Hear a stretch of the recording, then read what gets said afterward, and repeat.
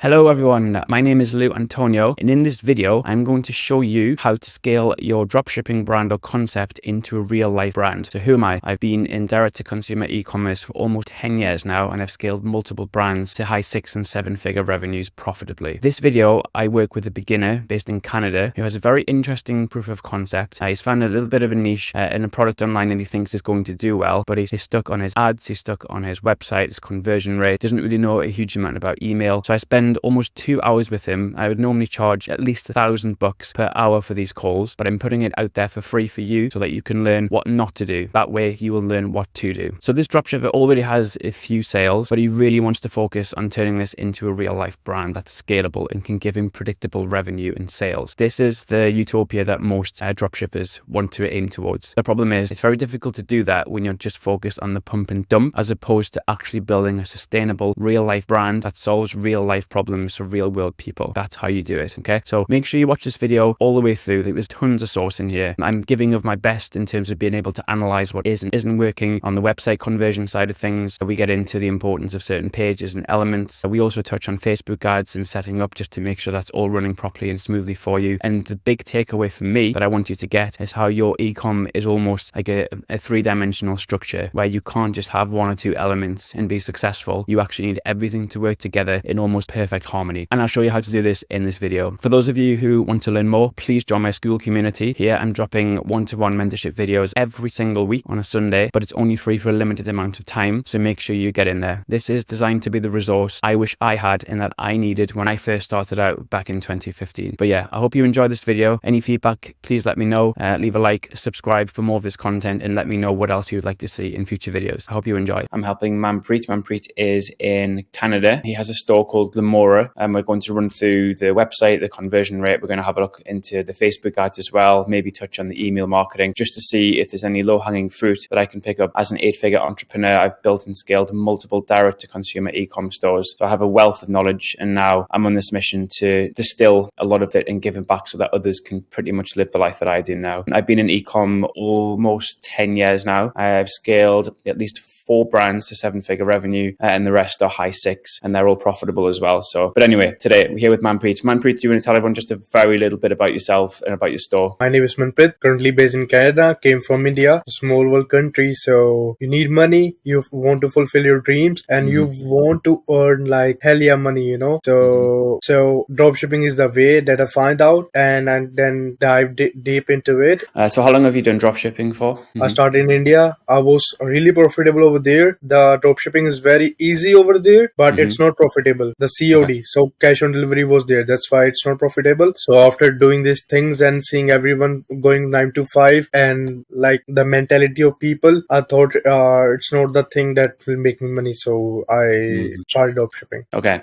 So how long have you done it for in total now? Okay, so India was doing it for like 1 year, and then I postponed as I was moving to this country, and now it's been like 2 months since I'm doing dropshipping recently. Cool. Yep. And how many stores have you started and scaled or closed down? Okay, so in total 4 stores, in which my like starting 2 stores was not even profitable. My product was shitty, and after that I found the product, I made money. I was profitable for like a week, and then it got like in loss. And then there was in store. I was just about to end it, but I got like 2-3 sales. I don't know how. And then I just ran it all over again, and then I got in loss. So yeah. Okay. Why do you think the store's going wrong? What do you think, if you could look at it from a diagnostic perspective, why do you think it's falling through? And just to caveat and add to that question, are you able to make data-driven decisions to be able to objectify what's falling through the gaps? It's mainly the ads. I think it's mainly the ads. Yeah. Yep. Okay. So with your current store, where are you with that? So with the current store, I just launched the new product after doing these things. But I think the product is saturated, and I got like 2 sales, and then I thought my Facebook ads are not working, so I just stopped it over there. Like someone recommended me, like they had a meeting with you and they said like positive feedbacks about you, and then I arranged the code. So that's why I want to check in. Okay, amazing. So again, without looking at your store yet, I just want to try and get a better picture and set a scene for kind of what's going on in your world, just to make sure that the time that we spend is going to be on the right technology stack. If it's the website, if it's the Facebook ads. Do you have your email marketing set up as well? Email marketing, Mm-hmm. like I was doing manually email marketing right now Bro. because I'm not getting that much sales. It was like Okay. 5 to 6 sales, so I was like emailing them my own. Okay. Yeah. Why and how? Like, what were you emailing them? Okay. I can show you, but Bro wants to make it as mainly, hard as possible.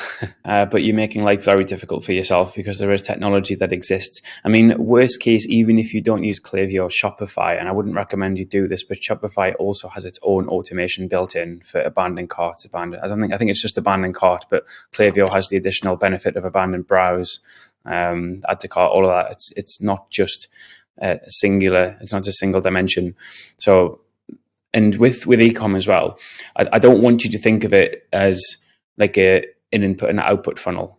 With ecom, it's a mix of technologies that it's like a globe, right? Everything comes together, hmm, and if one element, one piece is missing, it's impossible for you to be an efficient marketer, no matter how good your product. Okay, so when I say that I have like a proven 6 or 7 step framework to build and scale a proper brand, or this again falls under the category of dropshipping as well. You need all of those technologies set up and established. Otherwise, it's impossible for you to be efficient, because it's like, I always use the analogy of pouring a water into a bucket with holes in it. And particularly, yeah, so if you're paying money to run traffic, you're buying eyeballs, you're buying attention, selling them to your store, you've got one shot of converting them. And I'm assuming the conversion engine probably has lots of gaps in it as well. So you're losing, losing, losing. And then you have no email capture, you have no post purchase, you have no welcome flow. And then if you finally do manage to get a sale, it's going to be very difficult to retain and engage them and create some sort of, I don't know, what you want in e-com is you don't just want to get customers. You don't always want to be on the acquisition. I'm writing part of my course at the moment. It's a really long module, but it's essentially titled The Eternal Funnel. All right. So this is exactly what we're talking about. This is in my course. This is what I'm hosting in the school community. Okay. This is why everyone needs to get in the school community. So this is like a standard e-com funnel. Okay. So, and do you understand how a funnel works? It's normally like there's a lot of traffic here, 100%, 90%, yeah, 50%, 2%. Do you understand how that works? So each time you move down the funnel, the numbers get lower and lower, but this is normally how it works. And everyone is always focused on the front end. And by the yeah, front end, I mean everyone's focused just on acquisition. No one is focused on the retention side of things. Okay. So my new model that I propose, and I try and tell everyone for this, and this is why you need to turn whatever product you're selling into a brand, is because once you have those customers you've paid, you've paid to get those customers, you need to then retain them and think about how you can relationship build with them. And can you get them coming back for more? Is there anything you can do on lifetime value to extend that, or can you increase the average order value? I call it the practical customer value, where it's basically the total lifetime value of your customer within a hmm, certain set period of time. So say that's like 60 or 90 days, and this is what we're moving towards. This, okay? So it's equal. Say this. hmm, So you spend yeah, as much time on the front end as you do on the back end of the acquisition cycle. Yeah. okay, And the way to do this is through email marketing. All right. That's the only way you can do it, is by having very good, effective email marketing, or maybe SMS, which kind of one and the same thing if you run it through Klaviyo. All right. So that's where a lot will sometimes fall through, because all they think about is just acquiring customers. They don't think anything about retention. And as you know, the level of customer sophistication now is more than ever. The market is more crowded than ever. Yeah, there's more competition than ever. The barrier to entry to set up something like you've set up has never been lower, which means the market's flooded. Okay, so if you're battling with 99% of everyone who's just focused on getting those eyeballs to the site, you're going to pay, say your product is, I don't know, $50. You're probably going to pay $30 to acquire the customer, and then yeah, you have to cover the cost of your goods sold, and then you have to cover your software costs, and then you have to pay yourself something to be able to live. And before you know it, that first acquisition, you're in the red already. So you've made a yeah, sale, but you've actually made a $20 loss. All right. The way to get around that is twofold, and ideally you lower your acquisition cost, which comes down to having all of that technology in place ahead of time and optimizing everything constantly. And instead of being focused on the front end, start switching your focus to the back end, which is how you then nurture and retain that customer. All right. How can you position new products to them? How can you upsell them? How can you develop some sort of relationship and go above and beyond so that they will come back to you and stay with you? And this is all about getting more into a brand owner's mindset and not an operator's mindset where you're just focused on the front end. This is what you want to do if you want to build a long-term brand. Make sense? Are you still there, by the way? I think I've lost you. Makes sense here. Oh, yeah. Okay. Oh, So yeah, sorry, you're back now. It dropped off. So my point being is, don't be so focused on the front end. And the way to do that is by having all of your systems in place ahead of time. Like, I wouldn't switch on a website. I wouldn't run a single ad until my email marketing is set up, even if they're just like basic flows. All right. And again, all of this, how to build this is going to be, it's in my school community. So if you're in there, you can get access to it. But even if you don't use my resources, bro, you got YouTube. There's like thousands of videos from professionals who are showing you how to set up these standard flows so you can emulate them. My point being, yeah. if you want to do it, if you want to learn, there's never been a better time. There's never been more access to information. When I started in 2015, Klaviyo wasn't even a thing. It was MailChimp, and it was terrible. There was very few little automations. Shopify wasn't really a thing. So I had to do and build everything myself. Now it's really easy. I'm not saying it's easy. It's still, you still have to acquire and learn the skill, but there's lots of like free tutorials out there. Okay. So the reason I'm telling you this is because this is probably how you're going to be able to make this profitable, but you have to be in it for the long term. Like, everyone thinks just find a winning product, pump and dump, get loads of sales, move on to the next, burn it out. That is a horrible way to live, because you do not know probably where your next sale is coming from, where your next product's coming from. You could probably never take any time off. You're constantly like looking and spying on other people's stores because you haven't taken the time to find a product that you truly believe in, first and foremost. And then, more important than anything else, is a product that actually offers real world tangible value to the consumer. Remember, Elon Musk, you're paid in direct proportion to the level of the problem that you solve.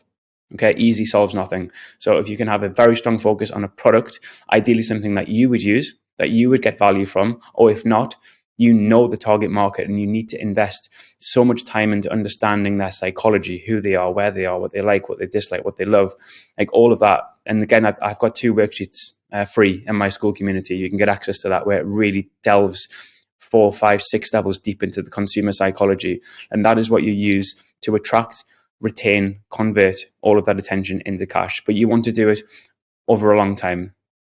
And if you want to make it sustainable, generally means you have to build a brand, because people buy from people. All right. They don't buy from faceless stores. It's very hard to nurture a relationship when you're just one of many, or when there's no kind of real true story about who you are and why you exist and why you're solving the problem that you're proposing to solve. That makes sense? Yeah, that makes sense completely. Yeah. Okay. 100%. So, rant over. Let's have a look at your store. Yeah. Let me know if I can see if that's showing up okay. Yeah. Got it. All right. So this is literally the first time I'm seeing this as well. So I'm just going to like riff and tell you exactly what I think. First and foremost, are you happy with your site? Do you think it's good? The product page. Just your site and just your site in general. What are Okay. you giving it out of 10? Okay. So mostly, if I go from the homepage, I just basically I don't want to don't want to say about my homepage right now. But for the Okay. product page, I can say 10 out of 8. Okay. That's good. That's high. So I'm starting on your homepage because I think I'm assuming it's only like a few pages long, right? Okay, cool. Because this is still an important part, and this is sometimes what consumers will check, because they instantly assume now, and this is the mindset you need to be in as the operator, they assume this is a scam. So you have to convince them. Every pixel on this screen needs to convince them that this is a real brand, a real business, and something that if I put my cherished card details in online to a stranger, I'm going to be taken care of and I'm going to get what I've paid for. Okay. That's the Yeah. mindset you need to be in. Okay. And this is the way I'm looking at this. So just being super critical, first and foremost, it's clean. It's nice. I like the color schemes. It's very feminine. I'm assuming this is a feminine product. Yep. Okay. First thing screaming out to me, spring day sale. It's not spring. It's summer. It's July right now. Okay. Why is that in there?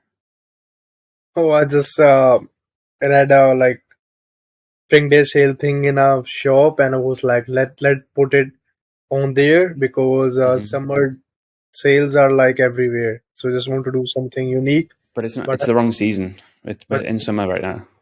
yeah, yeah, I agree. Okay.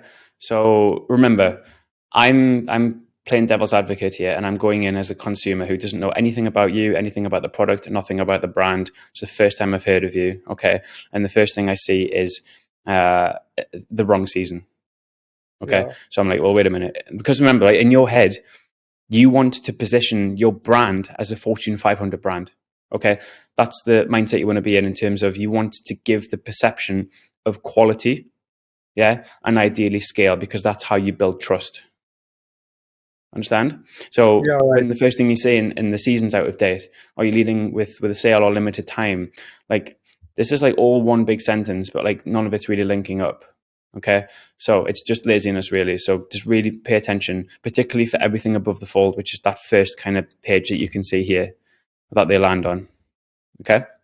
Yeah, Right. Limited time. Shop Heart Spring Day sale. Okay. Also, well, we'll just stay on this. I know we're not on the product page yet. Why is it limited time? because I was giving like 40% off Why are you giving plus 40% off? 40% off because it's a summer day or spring day sale. I was expecting for customer to buy it, and also I But if they was don't giving. buy it, assume a customer journey they take on average between 4 and 7 touch points with any brand or any new product before they purchase. Okay. They go on the website one day and they say limited time shop a spring day sale. First and foremost, it's not a spring day. Second of all, they're going to come back 2 days later and they're going to see the same thing. So is it really a limited time? Like, where's the trust? Where's the integrity there?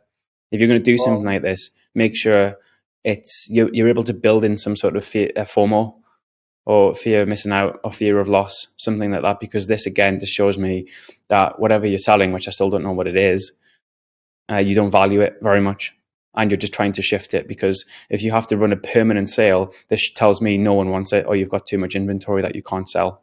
This is the perception. Okay, so you think I should like make it like countdown timer thing or something? No, just don't lead with sales. Okay, Think about the value you're offering the customer, okay? And what it is, I don't know, the thing for the heading, the announcement bar at the top, all right? It's an important space, all right?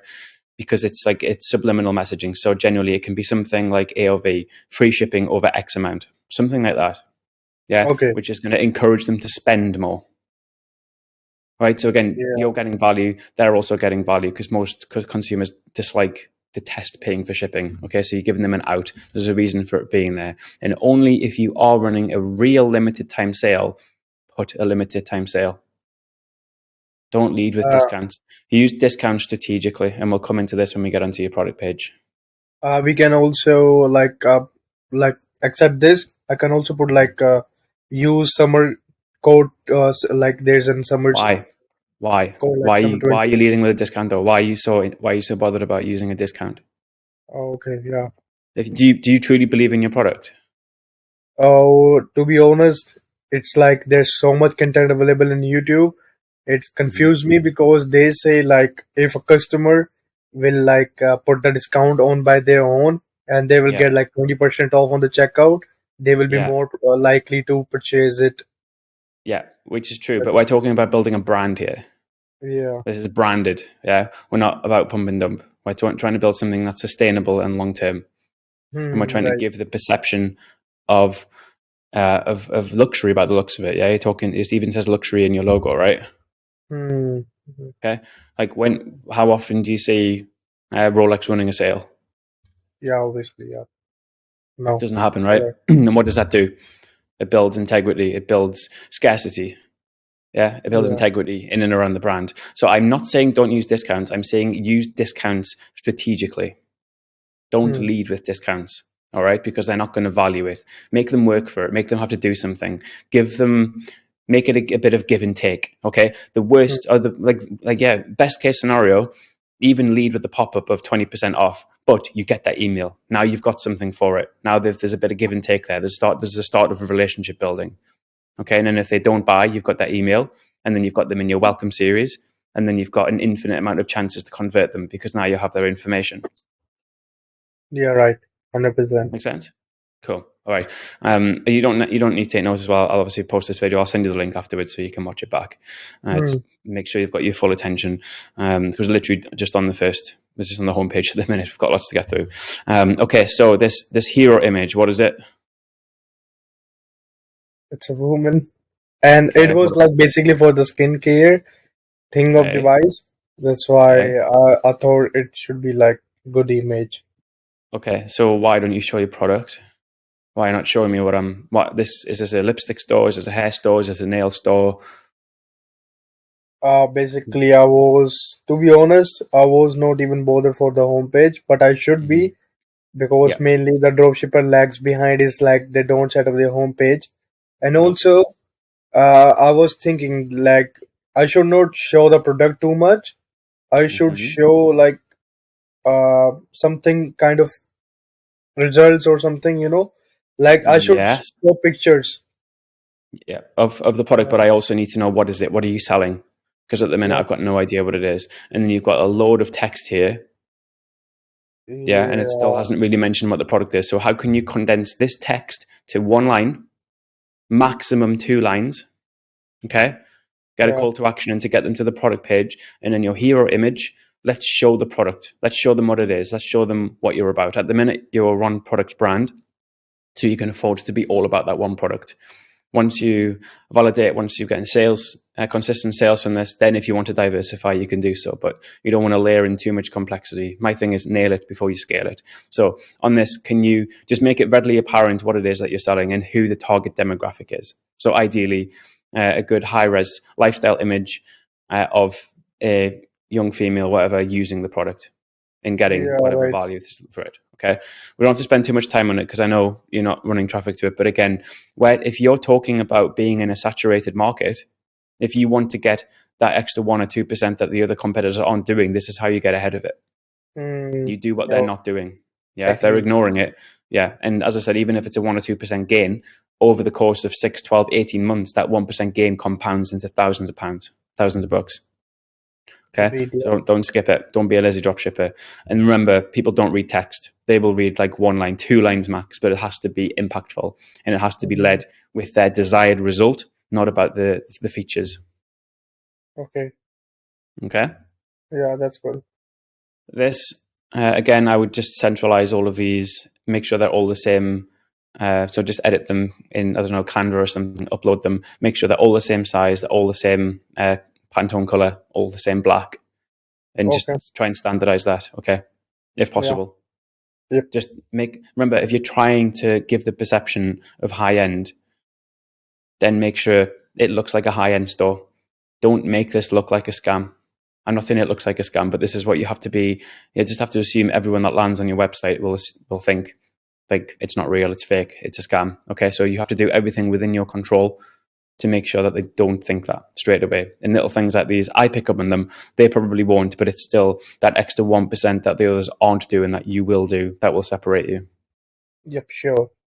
Okay. Oh, you're selling on the homepage. Interesting.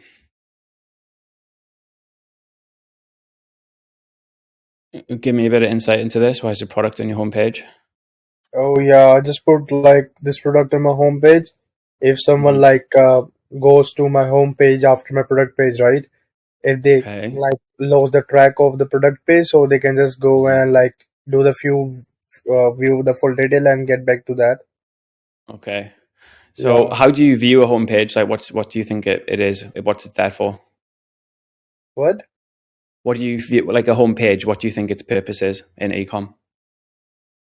I think just to give like basic information, what is your store about? Mm-hmm. So it's not a sales page, right? It is a sales page, but it's not something where you would position the product. The way I see a homepage is like a menu. Okay, this Okay. is where you can shout and scream about your accolades, what you do, what benefits your customers are getting, and then you think of it as like, do you know what UX is, the user experience? How you would map that out? Okay, so what should be a ideal homepage looks like?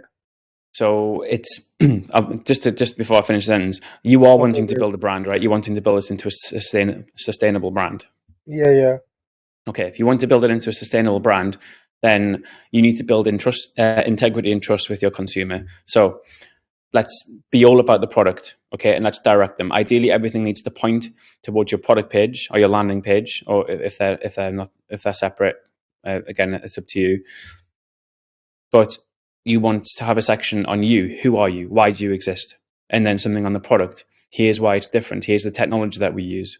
Okay, so we're building integrity and trust, and we're not just going straight for the sale. We're not going for the kill. Okay, so even if you look on your menu, okay, all we've got is a home page which is under optimized. Product page, I assume your product page is blended in the same as your landing page. A track your order and a contact us. Okay, big brands don't do this. Okay, big brands. And again, is there any? It might be easier for me to show you than tell you. Are there any like big competitors or big brands who have a similar product to this, or any beauty brands? Let's see if I can Similar find. product? Yeah, is there any like real? Is there any big like whales in this industry who sell something like this? Yeah, I don't remember the brand names right now, but yeah, there are like Right. few of them. You can see on Okay. like Facebook ad library. Okay. But I just want to think like your niche is beauty, right? Oh yes, yeah. Yeah. So what's a big brand in the beauty niche? I'm not a girl. I don't know. Oh yeah, so basically I was looking up to like uh, some kind of evaluate from Hmm. Bleem.com. You know the website, right? How do I Bleem. spell it? Lean. Bleame. Wait a second. BLE. AME. Yeah. Brilliant. Right. Let's have a look. Yeah. They just transform into the brand from a Okay. dropshipping website, and I All kind right. of like sometimes get like take reference from their store when I will be building mine. Okay. And these guys have the same product as you, right? Oh no, they don't have same product, but like kind of same product. Like the features are same, but the product is Hmm. different. You know, like I understand. both of them are like body hair removal device for the woman. Okay. Do you want me to have a look? Yeah, Is yeah, this it? yeah, This is it, right? Let me yeah, get this in mobile so we're looking at the same thing. Okay. So this is where you've got this from. Okay. yeah. So Last see, time, I wouldn't necessarily say this is a good drop shipping store because yeah, straight away you've got two things, okay, and they have the same problem as you.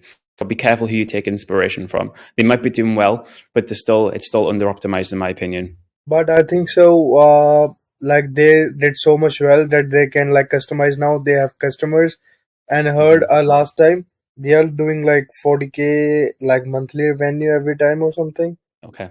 Okay. So you Yeah, can still take kind of core elements, but if we're talking about building a long-term brand, there's still yeah, optimizations. Like I still don't think this is optimized. Could still be better. And even just think about it, right? They have that yeah, spring day sale there. It's not spring. yeah, Yeah. yeah. So You're this is right. still even under optimized. This is why I'm saying look at the big brands, the big brands, and take inspiration from them. That's why they Okay. say like don't copy the store 100%. Try to do Yes. your thing yourself also. Yeah. And also don't believe everything you see online as well. Yeah, right. um, because it's easy to make things up.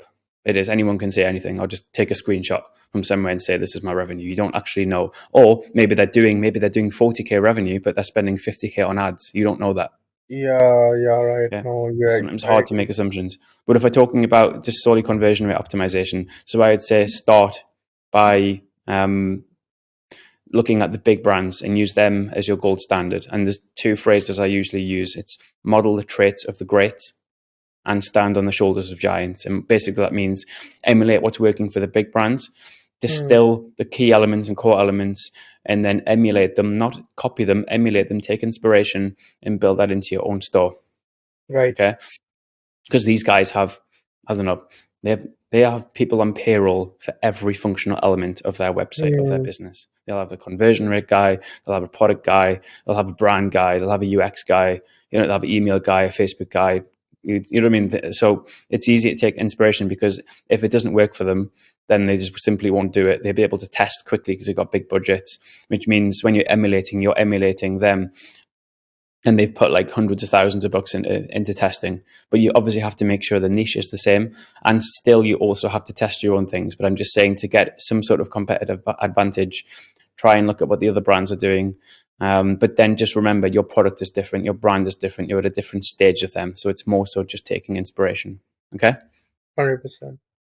Cool. All right. So get back to this. Let's try and stay on topic. So what I would change on this is make it more about the customer. So can we have something about you, who you are, what you stand for, why you started this brand, why you chose this product.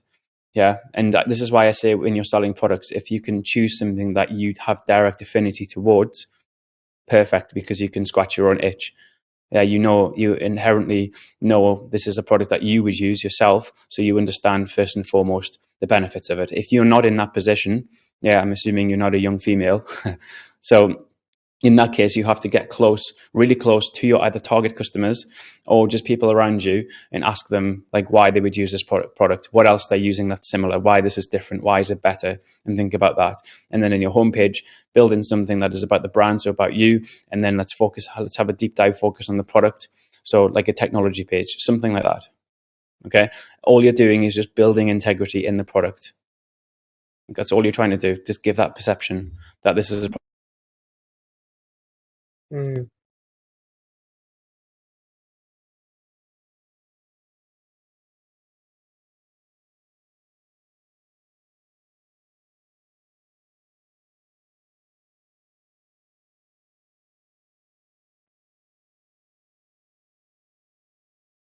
Sorry, I think I dropped out there. Oh yeah, no worries. Okay. I'm not sure how much of that monologue you got, but let me just get this screen share back up. Okay. You see my screen? Yeah, yeah. Cool. All right. So anyway, just try and TLDR that statement. So homepage. So obviously hero image, one line or two line max statement, link to product Okay. page. Okay. Mm-hmm. So direct them to it. So if they do incidentally fall on your homepage through Google, which I'm assuming you haven't got set up either, haven't got any SEO elements set up, make sure you architect the UX so it points to your product page, so you're telling them where to go. And then if they don't want to go there straight away, have some ancillary pages where you can talk about who you are, the brand, the product, what you stand for, the problem you're trying to solve, and then also more deep dive into the product, what it does, how it works, the technology behind it. Okay, so you're trying to build value in this product, and this won't be wasted energy either, because the time you spend building these pages, you can pretty much replicate them into your welcome flow for your email marketing as well, because it will follow Yeah. the same strategy. And the thing I'm trying to get across is, don't always just go straight for the sale. Build integrity. If you really truly want to build a brand, brands last a long time, they offer a lot of value, and they exist because they solve a very real problem. So show them how you're solving this problem. Okay. Make sense? I hope I'm Makes not sense. like overcomplicating this as well. I know it seems a lot, it seems very involved, but it's actually quite an easy fix. You just need to make 2 more pages, basically, an about us and a technology page. Yeah. And then you've got the rest of the elements here as well. Okay. You've got other products as well, right? Yeah. Okay. Have a look. This is all good. Fine. This is a dude. Do you sell to guys? Oh yeah. Basically, Mm-hmm. this is hair removal device. It can be used by guys also. Okay. Interesting. Just Basically, I looking at do like broad targeting. Mm-hmm. Yeah. So wait a minute. If you're starting, so when you're like say testing a new product, I always say, if you don't know, if you're not like a user for the product yourself, you need a niche off a hypothesis. And what that means is you need to really pin down who your target demographic is, because the principle goes, if everyone is your customer, no one is your customer. Okay. Yeah. So if you're targeting everyone, I'm assuming you're probably wasting 95% of your budget. Sorry, not 95. You're wasting 50% of your budget targeting guys, when everything in the store is all built for girls. The imagery is women. The color scheme is women. Okay. So can you be more specific with that? Okay. It's okay to miss out a proportion of your potential customers in the beginning. Okay. But when you don't have a huge amount of budget, if you're spending 50-50 and going totally broad on Facebook, and you're pointing guys to your store, what's the likelihood that they're actually going to convert? Unless you send the guys to a dedicated guy landing page, which you could do. Oh yeah. You're right. I can set Yeah. other landing pages. Yeah. Yeah. So there's like one efficiency straight away on your ads that we can pick up.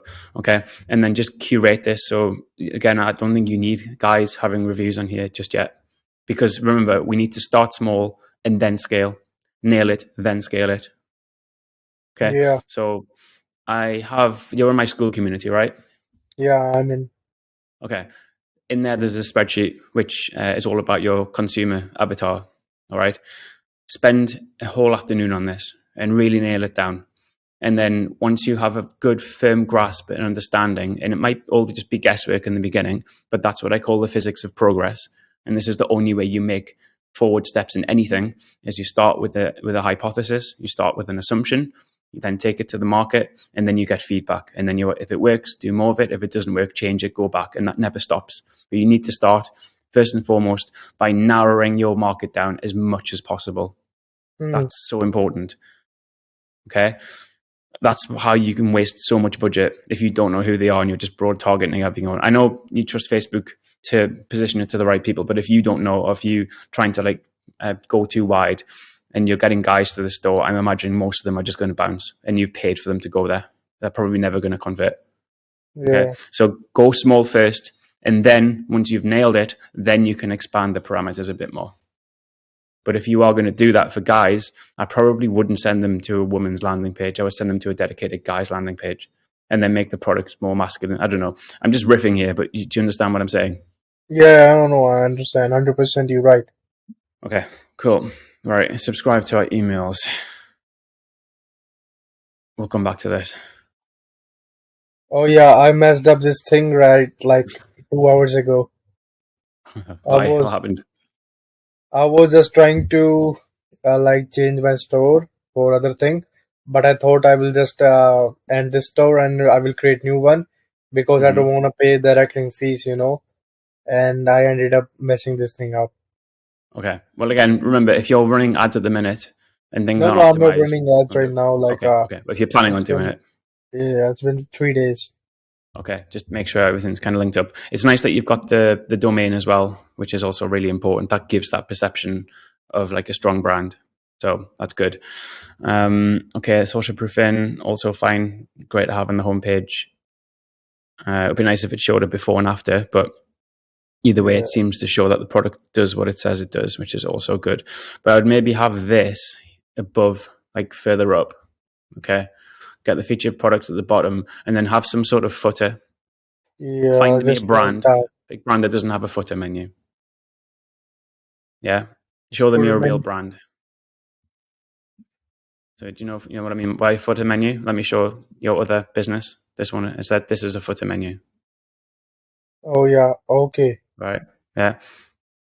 This See, one is good. yeah, this is good. Yeah, but again, so much optimization potential here. Like, why is someone going to subscribe to their emails? Give them a reason to do it. Hmm. Yeah. Or better still, create a community for these consumers. Join the something club. Okay. And then show them the value in the statement underneath. That isn't just a standard, what everyone says, exclusive offers and latest news. No one wants the latest news. There's like, they go to CNN or BBC for the news. Okay. Yeah. That's why I'm saying be careful who you emulate and try and go with the big established brands in the beginning and just take the core elements. Okay. Right. Okay. Back to yours. So yeah, get a footer menu. Again, we're just trying to show people this is a real business. This is a real store. We're real people. We're not a scam. Hmm. That's all I'm trying to like get around. Okay. Yeah. Lovely. Also, there's not one single button that's pointing to your product page on this whole page. I can't get to your product page without buying it on here. Yeah, I was not bothered to focus on the home page Okay. because, to be honest, so I tried like 3 stores, and I Mm-hmm. was like uh, losing my motivation because I can't find any one winning product. Then I was just like seeing these videos on YouTube, and they are saying just pick that product which is working for everyone, and then just like re-engineer that Okay. and If you want see to if pump it things up, works. yes.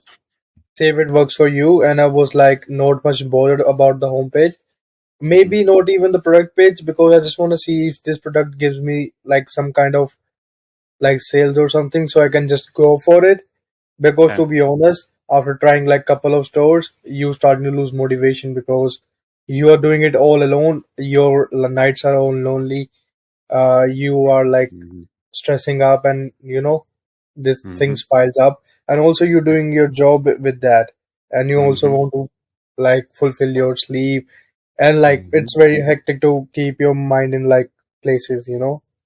Bro, it's so true. And this is Yeah, the hardest thing, and this is why most people quit, yeah, that's because why. it is incredibly difficult. Most of the time, you're finding your way in the dark. No one's telling you what to do. There's a lot of Yeah, conflicting information out there. You don't know who to believe.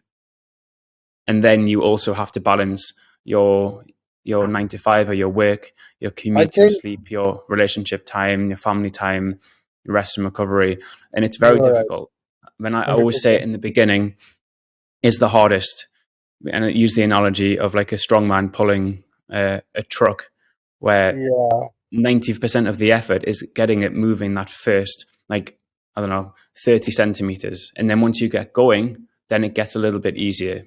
Okay. Which means the struggle is always in the beginning, because it's very front loaded. There's a lot of skills to learn, technologies to learn. You have to learn sales and marketing. You have to be able to focus your time, your effort, your attention.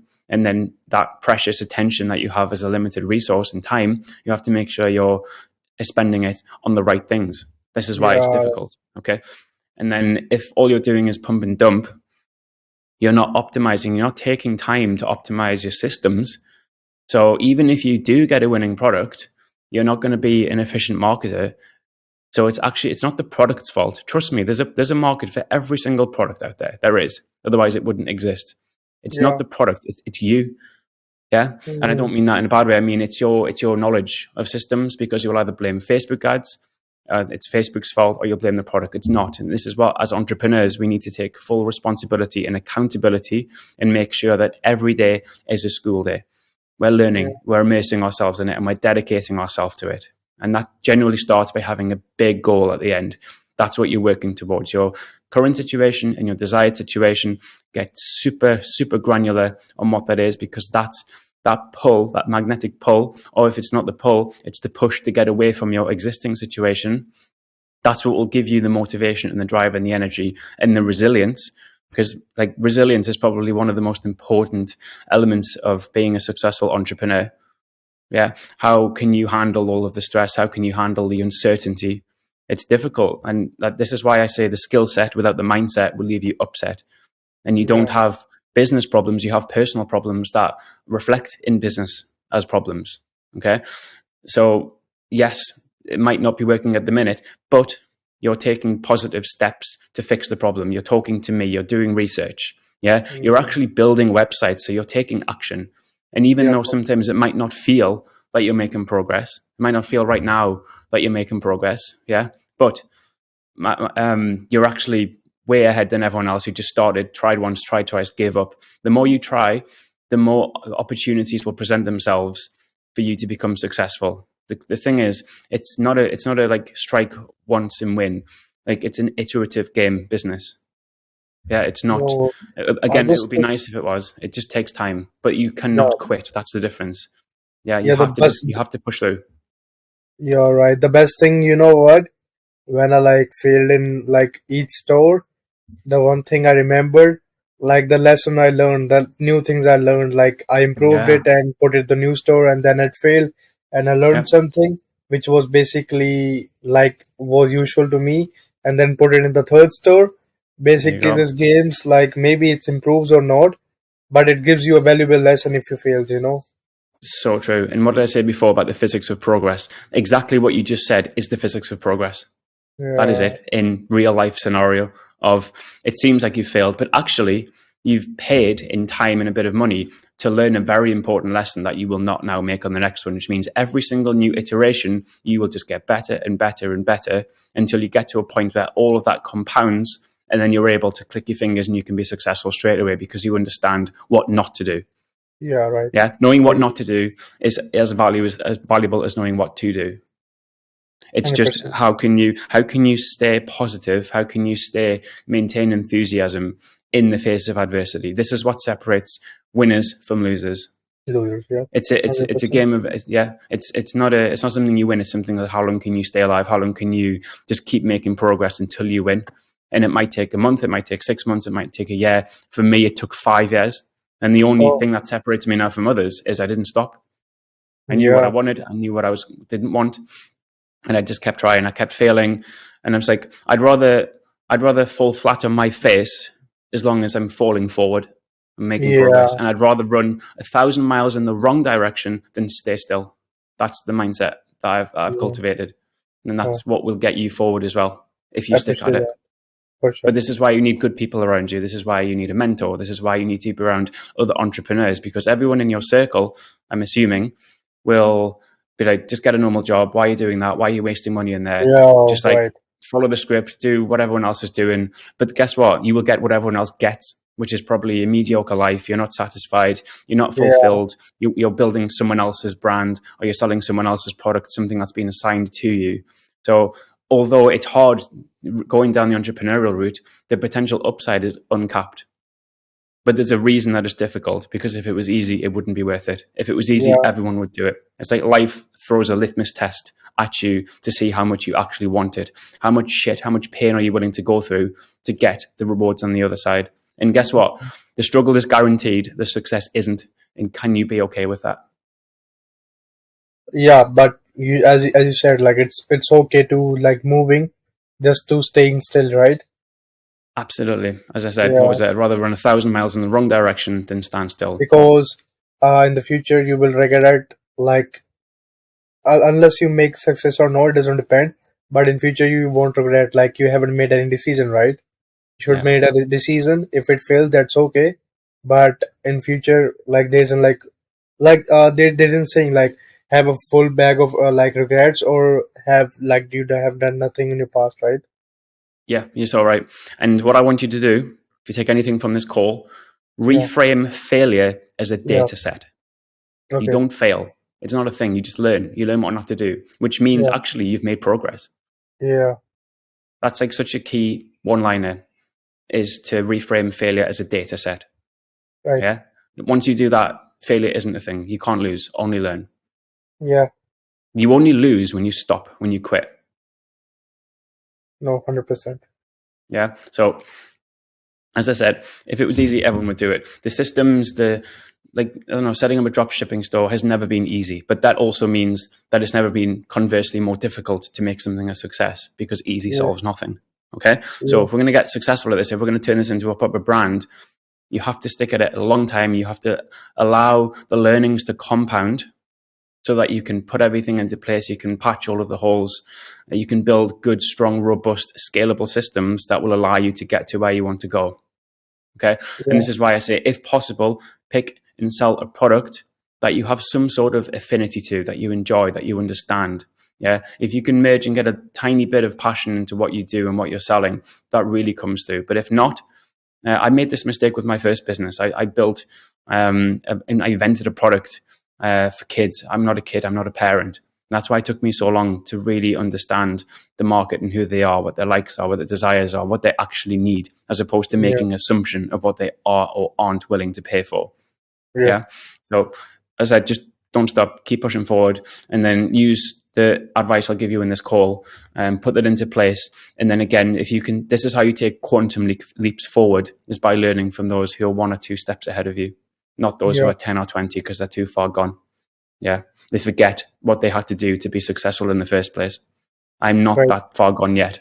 Yeah. And I really enjoy teaching. Everyone always says, like, what am I getting out of it?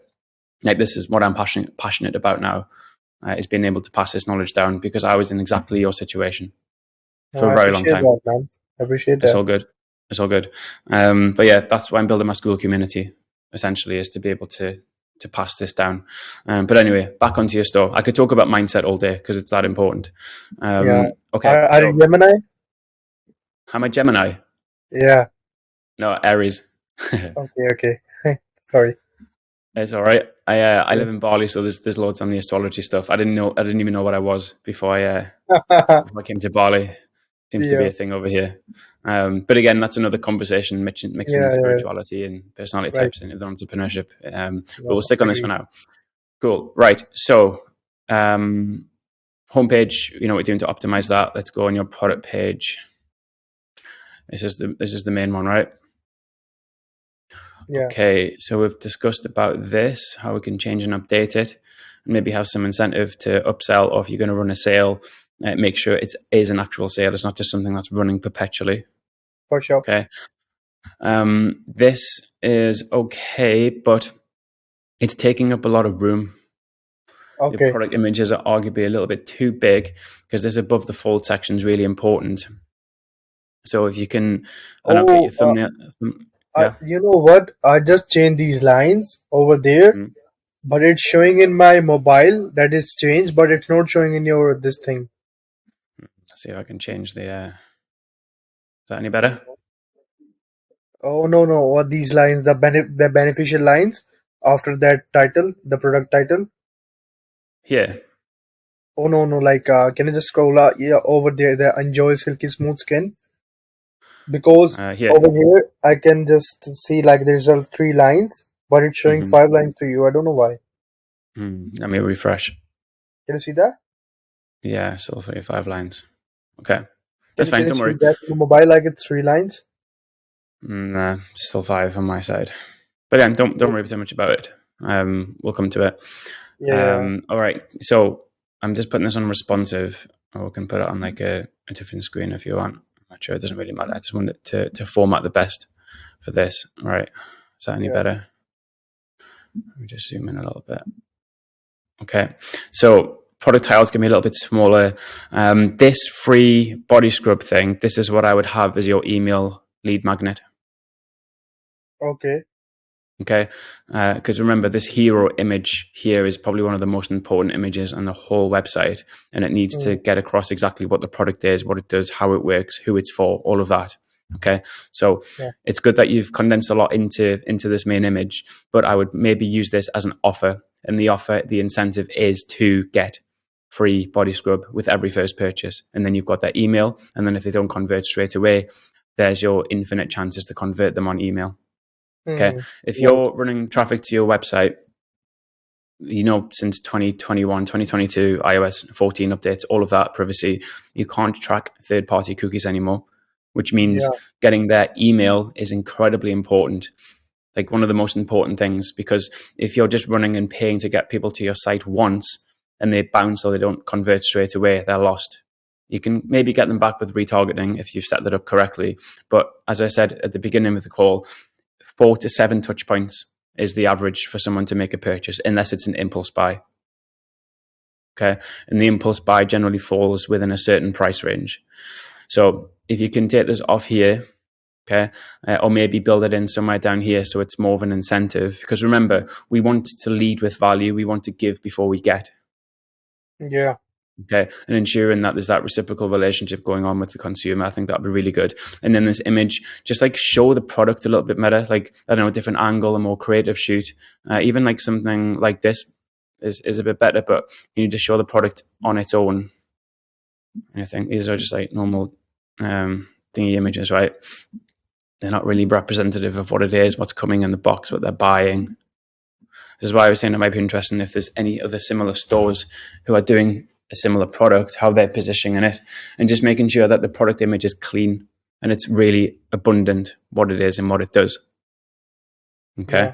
Yeah. The money back guarantee doesn't necessarily have to be there. These people in the bottom right doesn't have to be there. Remember, like you want this to be like slick and clean. Think Apple. All right. Apple do this really well. How everything's like super crisp on Yeah. white transparent backgrounds. It gives that element of professionalism. I'm just like riffing here, but again, just to give that perception of like this is a really good expensive product and you need to buy it from me and not go to like a local store and buy it, and here's why. Yeah.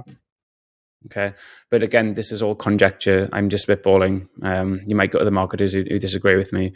I'm not sure, but this is probably what I'd do if I wanted to just really get across in that first image is above the fold space exactly what this product is and what it does and how it works.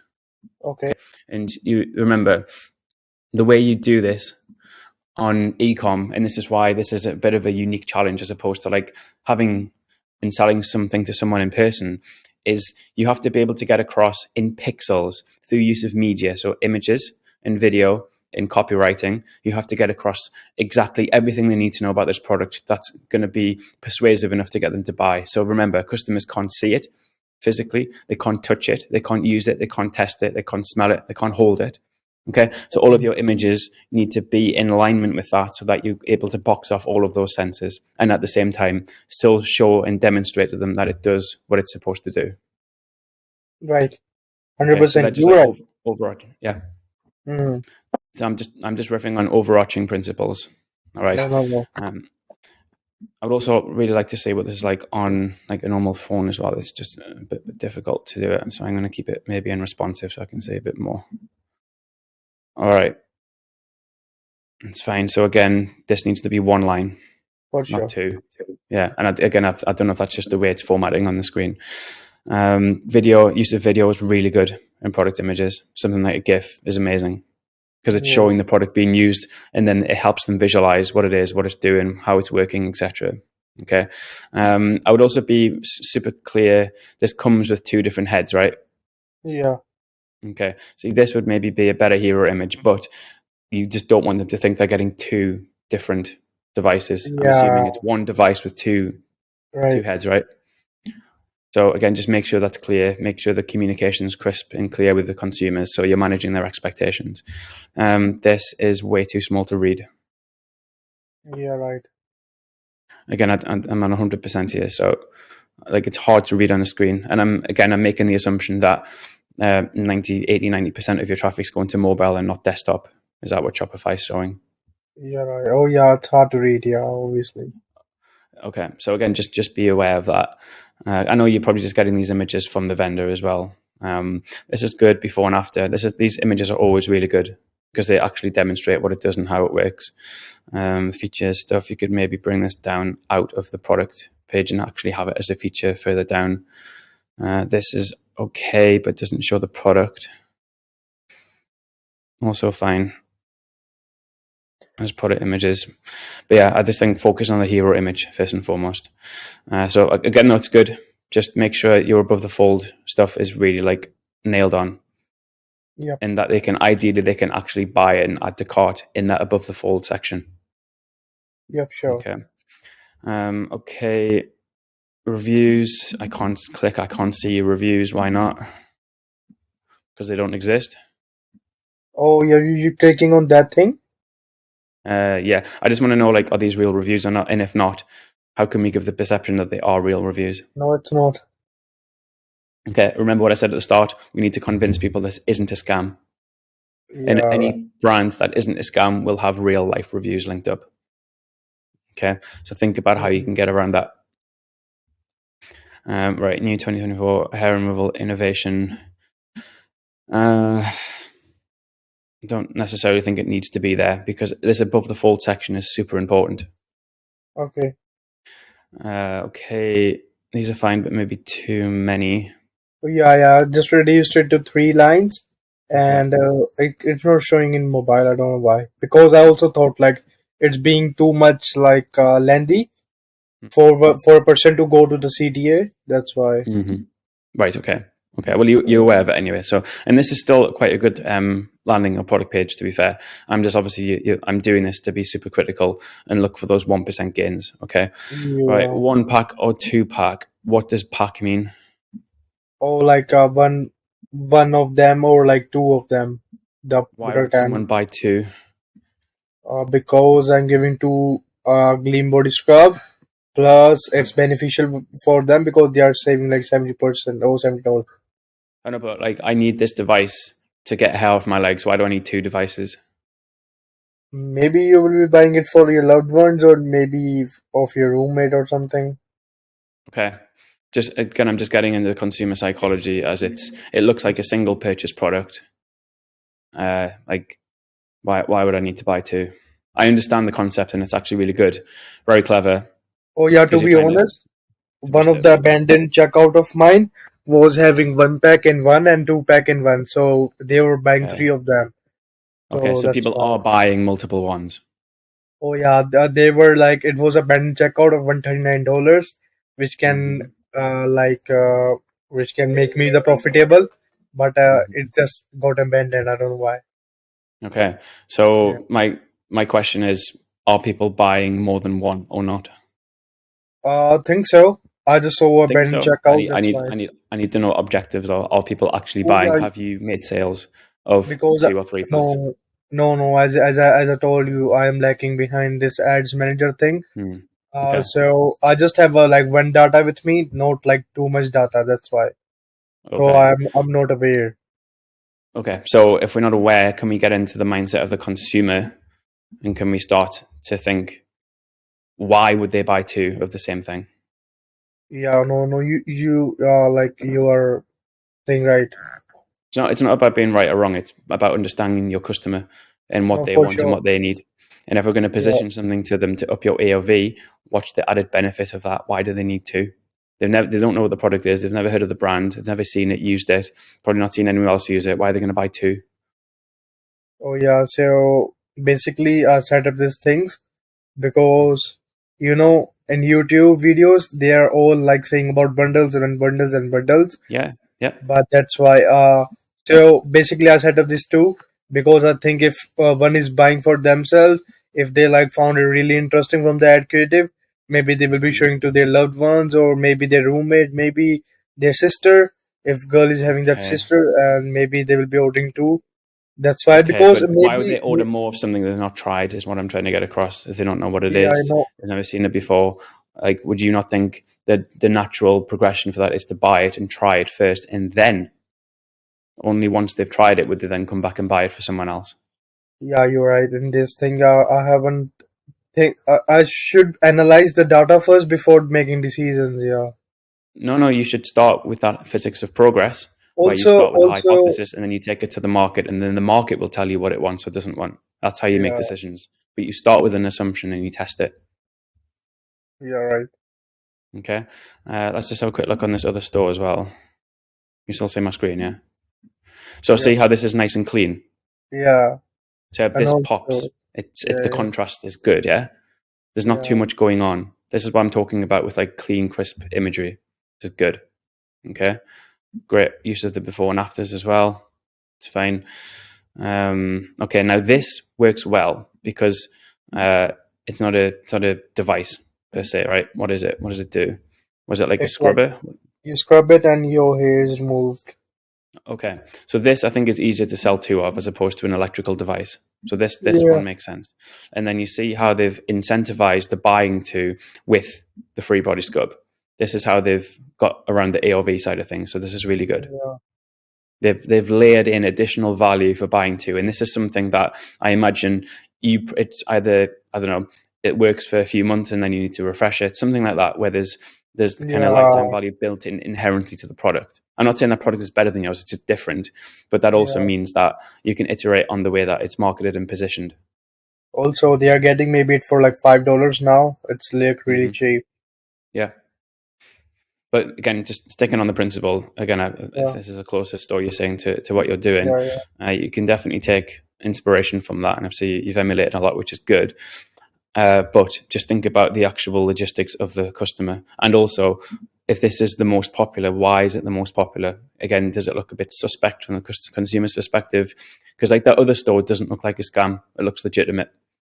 Yeah, oh their yeah, use right. of copywriting, their coloration, the way the product's positioned is clean, it's crisp. It looks like they've got real reviews.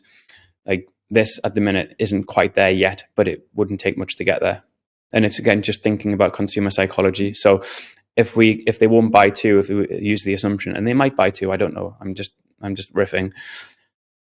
What else can we add or offer that's going to increase your average order value? So what other value can you add?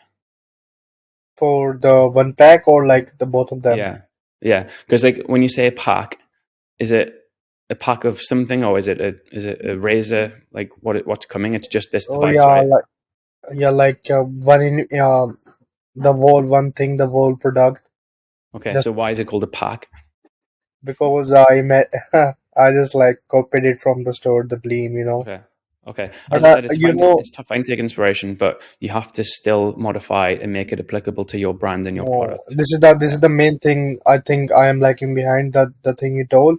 It's just like Yep. don't like fully like copying it, just re-engineer it and applies to you. Hmm. And also one thing I Yep. noticed. from our conversation that mainly I was focusing for our customer to come in my website and give them deals and deals to buy this, but it should not be like that.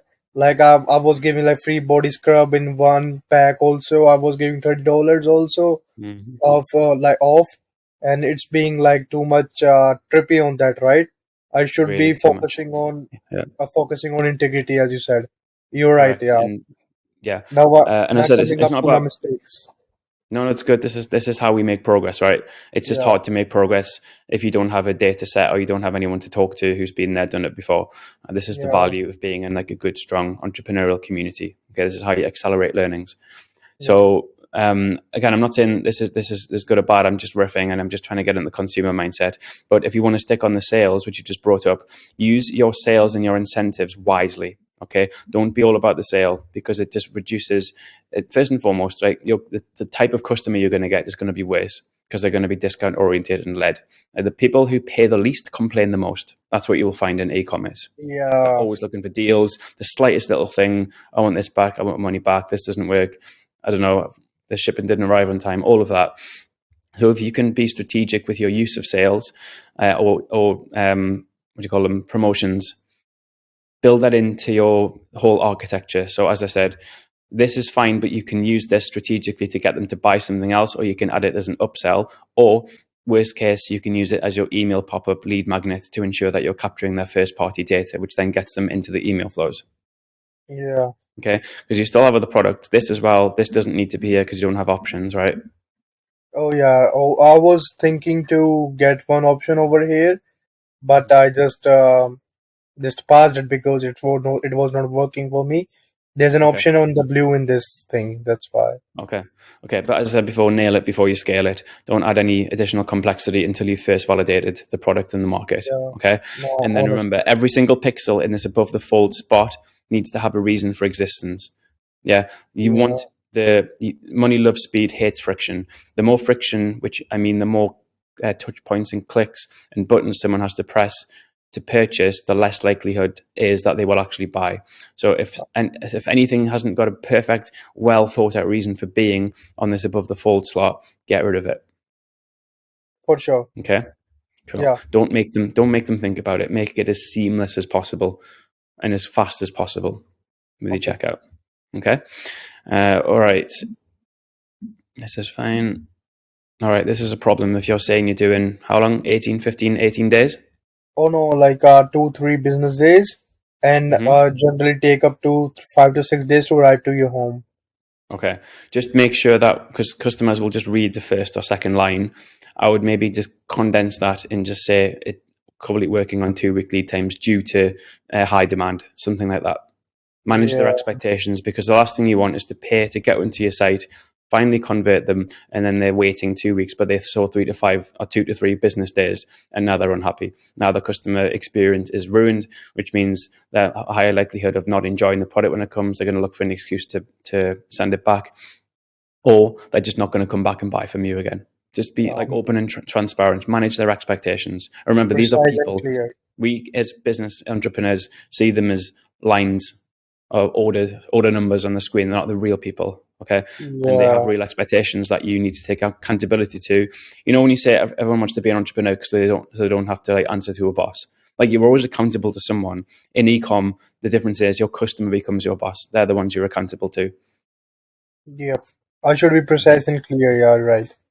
Yeah, but I said just turn it around and put it on and make it an exclusive thing. And it's like due to high demand, it's currently taking us 7 to 14 days shipping Okay. time, and then all of a sudden you've got scarcity built in. You've got a reason, and also they're not going to kick off because they know now how long it's going to take. Okay. Okay, Yeah. just try and One thing I anticipate that. want to ask, Hmm. like if a person like just clicked on the link and he came to my product page, right? How to make like how to show them like you should buy this product because after that this offer will be ending. How to produce that scarcity, you know? Okay, so are you talking about this as a main strategy? So is this as if you're running a sale? Yeah. Oh, like sale or maybe I'm giving something free, but it's like for only like for more than 15 orders or something. Like only on like upcoming 15 orders. I don't understand. Rephrase that. Okay, so if a person clicked on my link and he came to my product page and he Hmm. saw an kind of offer going, not like that the summer spring sale or something, but like get this free clean body scrub for Hmm. next. It's only valid for next 15 orders. So Hmm. maybe I am giving that free body gleam scrub in my Hmm. next 15 orders only, and after that, it like the offer will be going off. Yeah, that's something you can try and test, and the And market will like, tell you if that's valuable. yeah, how a entrepreneur should try this thing. Like if he should like make a countdown timer or something or what? Hmm. Like There's loads of things you can do, but you have to think about how is this fitting into your primary strategy. And this is an offer, okay? Like the offer is a key constituent element in your customer journey as to whether they will buy or not. As you just have to make it believable and make it look so that it is actually a real thing. And this is, if I order, the next time I go back to the site, the 15's drop down to 14. They don't have to be to that level of like granularity, but there's certain ways to do it, but you need to architect it as a separate test. And you need to be oh able to yeah. measure the results from your current page to the other page. Okay. So run it as a trial for 2 weeks and then Okay. review. Did it work? Did it increase conversion rate? You know what I mean? All of those numbers, so you can make data driven decisions. That's how you're able to do that. Okay. Yeah. But yes, you can layer in countdown timers. You can shout and scream about it on your landing page. You can make it Yeah. apparent in your imagery. You can even make sure your pop up is up there as well. But the thing is, we're trying to build a sustainable brand. Okay, we don't really want to be discount led. You can try it for a short period of time, and sometimes it's really good to re-engage existing customers. But for new customers, remember, we want to try and keep that integrity about the product and what it does and how it works, so that they actually believe this is a good product. And here's why: X, Y, and Z. And then if they don't buy, they're in your email flow. That's when you hit them with the offers. Yeah. Okay, Good. strategic. Follow the process. Okay. Yeah, for sure. Cool. All right. So look down 30 days. Okay. Are you getting many returns? Oh no, I haven't got any returns on it, but I was running a scalp massager Hmm. and scalp massager. I there's a customer she filed an like PayPal thing on me, Hmm. Okay. and she was saying I haven't received my order or something. But the day she filed that complaint, the day she received the order. So yeah, I'm still Yeah, struggling. you're gonna get that. And You're gonna get that. the order value was like $169, you know, Hmm. It's so and I was frustrating. I hate that. yeah, it's too much. $169 was like my all day spend, you know, on Facebook. Yeah, it's so frustrating. And again, this is the other side that no one sees the post purchase. But this is Yeah, why if you can build and nurture a strong relationship with that customer and you can manage their expectations on shipping times, that's how you reduce the likelihood of that. You're always going to get bad actors who just buy things and do a chargeback. There's nothing you can do about that. yeah, Unfortunately, Shopify, the merchant, always takes the consumers. It always goes in their favor. But from your side, what can you do? What can you learn from this to make sure that next time there's a lower likelihood? If this was just because of the shipping times, how can you over communicate? How can yeah, you make sure that what's always best to do is to over promise and I say under promise and over deliver. So tell them it's I don't know, tell them it's 3 weeks, but then it comes in 5 working days. That's how you really delight the yeah. customer. Okay, little Also, things like email that. marketing is the way. I just Always learned email about marketing, bro. email marketing is the way. Yeah, It's the way. I could spend a whole day walking you through the email marketing side of things, which you need to set up as a priority. You need to invest yeah, at least, I don't know, the next few days on getting those basic flows set up before you run a single ad because your website's good. It flows well. There's always opportunities for improvement, and I will pick holes in any website. So I'm not being critical. I'm just trying to help you get those little 1% marginal gains. But your mm, e-marketing is exactly what you need in that eternal funnel to ensure that they convert and you get your 7 to 10 chances or touch points with them. And then that's how you layer in your offers as a last case resort to get them to convert. And then once you've got them, you keep them, you retain them, you talk to them, you inspire them, you educate them, yeah, get them into brand advocates. And then once you have a good customer base, this is when you can now diversify your range and offer and sell more products that offer more value within the same niche to the same customer demographic. But to do that, you need to know them. You need to know what they like, what they dislike, what they do, what they don't do, their likes, hates, desires, fears, all of that, which is in that spreadsheet in the school community. So really take time to fill it out. Okay. Yep. You maybe don't need to say that we even include a refund for shipping charges. Like, protect your margin at all cost. Like, that's unnecessary. Like, the 30-day money back guarantee is good enough on its own. Yeah, right. Okay. All right. Try and get this to 2 lines. Axial curves, fine. Again, try and get these just at like 2 lines. One line statement and then a little bit of an explanation. Good, great use of GIFs. I like that. This is too much text.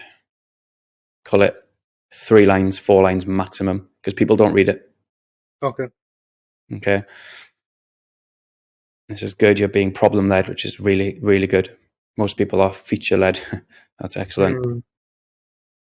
Yeah, I learned it from my failing like 3 to 4 stores. I was like, no, Good. now I should highlight the problems. I love it. But then imagine in, I don't know, another month or so, how much more advanced you're going to be and how much more likely you are to succeed because of all of these learnings compounding. This is why most people quit. This is the exact reason why most people quit, and they blame the system, they blame the market, they blame the product, instead of actually looking for where did I go wrong and what can I do differently next time, looking for that root cause analysis. 1 second, just going to make sure this camera still works if I unplug it. Yeah, we're good. Okay, this is fine. Sorry, I'm just going to plug this camera back in just to make sure we're still recording. Okay.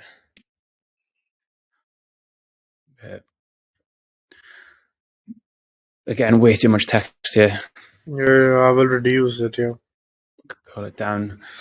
Again, you're being feature benefit led, which is awesome. Everyone always gets that wrong. Just like just nice and slow. Are you using the same images as your product images, or different? Oh yeah. So maybe split them up. Remember, everything has to have a reason for being here. So if you're going to put this image here, further down, take it out your product image, and try and keep them like nice and crystal clear, and unify them as well. Let me give you an example. Go back to the store again. See, the color coding is really good. All of that product images are the same. Yeah, it follows like very similar, and then it's all about the customer. Yeah, sorry to interrupt you. What kind of theme they are using? Do you know? Like, it's a shrine theme. I don't know. I'm not sure. You would have to maybe figure it out. But like, remember, we just want to emulate and take the good things. Don't want to like copy it directly. So don't worry about that. Focus on you. Focus on your controllables. Focus on your store. Okay. But yeah, my point is, if you can use different images and not duplicate them, perfect. Okay. Yeah, for sure. Cool. This is all good. What's this going to do? Claim offer just takes you back to the top. There isn't really an offer though, is there? So maybe think about that. Okay. So just one thing there. Okay. Okay, this is good. Again, give them a reason to get in your emails. And now this, I would get this all the way to the top. Get that up here. Okay. Okay. Get this like social proof high up as possible. You know what? The website is showing to your phone is like wrong. I set up in like different way. I was having a reviews carousel from the vitals, set up. I don't know why it's showing to you like this. Okay. Like well, some of the elements are up and down. Okay. Well, anyway, my point is, as a principle, just get your social proofing as high as possible. This reviews after the product page, Yeah. Okay. But as I said, I can only work with what I've got, and this is like a live website I'm looking at. So assuming this is what customers are saying, so just get this as high up as possible. All right. I should also see on other phones, You're right. Yeah. See, you've got a footer on here. Very good. Okay. I just don't know why that wasn't on the homepage. One thing you can do as well, if you go into the code, it's quite easy. Just get rid of this. Oh, like Shopify. Do you know how to do that? Yeah, I used to know about this, but I forget it. But yeah, thank you for telling me. I will get rid of it. Very quick Google search, 2-second job, Yeah, edit not code difficult. HTML or something. Yeah. Cool. All right. So I think that's good. Again, there's always going to be like more optimizations, but I would like really focus on your offer. Think about your strategic use of discounts. Your branding's nice, your color's nice, your imagery is good. Reduce your text. I'm just trying to like 80-20 summarize this for you. Get your reviews way further higher up the page Yeah. hierarchy. Ensure that they know these are real people. This isn't a scam. Again, small little optimizations on here. And Yeah. then maybe have a sub menu again, which is going to teach them. And you could do this as well as opposed to just doing like one long form sales page. You could also have potentially like links to the technology, what it does, how it works, something about us. You don't really want to take them away from the landing page, to be fair. But again, if you do get those who are a little bit more like data driven, or they want to do their research, you can give them options to do that in your main menu. Also, I Okay. just want to like ask one thing. Mm-hmm. So if I want to like what I was saying, if I want to like if this product is selling on Amazon for like cheap, how to cut Mm-hmm. that Amazon breed? Like if a person is coming to my store and was like, okay, let's check on Amazon, and they're Yeah. checking it on Amazon. Yeah, there's nothing you can do. If you find the listing on Amazon, look at what pictures are they using, what copy are they using, how are they setting everything up. So just try and think a little bit outside the box. But Amazon will, even like brands compete against themselves. I sell two of my products on Amazon, and it's the same. What do you call it? The Amazon will always take market share because they can undercut and they can do it at volume. So I would just maybe look for similar products, take inspiration from their images, how everything's set up, and then all you can do is focus on you and just Also, continual improvement. what's the best font you can use for your store for the headings line and for the text lines? The best font. Yeah. Again, this is where you need to look into your branding piece. I can't advise on that. It depends on so many things. That's a whole topic in and of itself, is getting your branding right. But Okay. at this stage, I don't think your font is going to influence sales that much. Alright. This is a 0.1% gain thing once we get in like to real volume. Okay. Don't worry about that. Yeah, it's like Yeah. spending 2 weeks on your logo. Like, no one cares. Customers Okay. just want their problem solved. Yeah. Right. Customers No, just want you're their right. problem solved. Give me 1 second. I'm just going to plug my Mac back in. That makes taking all the thing.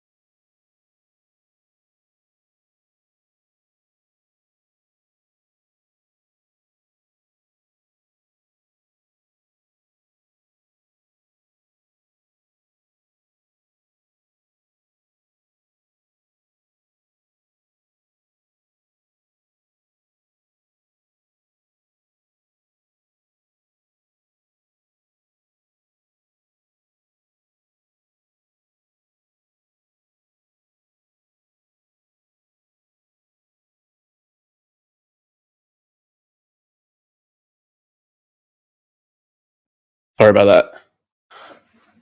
Still there? Yeah. Yeah. No worries. Cool. I just didn't want the recording to die, then we'll lose everything. Better safe than Yeah. sorry. Okay, so happy with this so far? Has it been Yeah. useful? Yeah.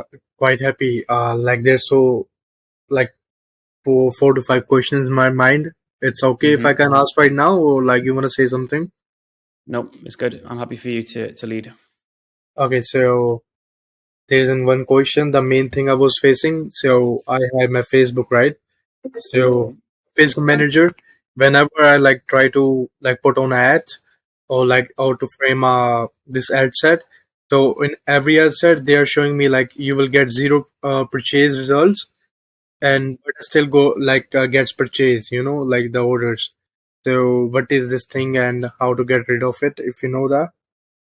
Can you show me? Can you do a screen share? Yeah, yeah, for sure. One sec. Just so we're looking at and talking about the same thing. Sorry, I'm taking your time too much. It's all good. The main thing is that I'm able to It's get your shared. results. Don't worry about the time. Yeah, I can see your screen.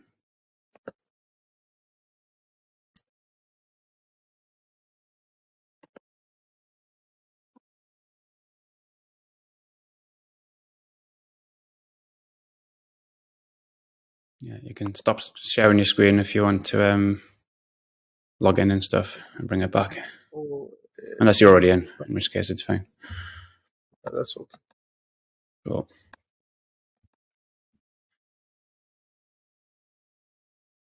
The first I will make money, I will buy a good Apple laptop.